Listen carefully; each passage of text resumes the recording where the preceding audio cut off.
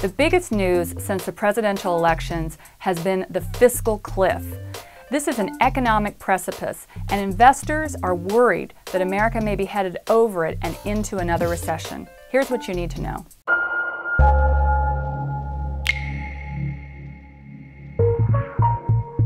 The fiscal cliff is a series of tax increases and spending cuts worth about $600 billion that are set to come into effect at the beginning of 2013.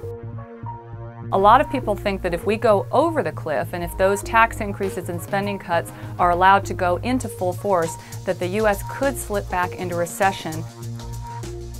Everyone would be feeling that in their pocketbooks. Job growth would slow. We might see unemployment rise again. Incomes would remain flat, and consumer confidence, which had been up, would likely fall. So how did we get here?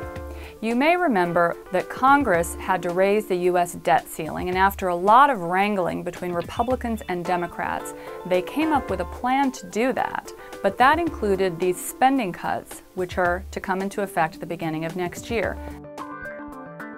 Democrats want tax hikes, particularly for the rich. That was a big part of the Obama campaign platform. Republicans are willing to start talking about some tax increases, but they don't want the top rates, especially for the rich, to go up. Republicans want to focus much more on spending cuts and deficit reduction. So what's likely to happen in the next few weeks? I think it's very likely that the two parties will eventually come together and come up with somewhere around $200 billion worth of tax hikes and spending cuts.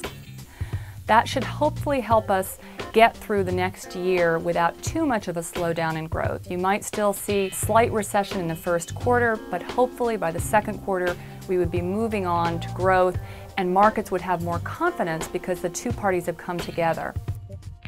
A lot of economists and a lot of investors say that the biggest threat to the American economy is Washington and the inability of the two parties to come together and come up with agreement, no matter what the details of that agreement are, to get our economy back on track.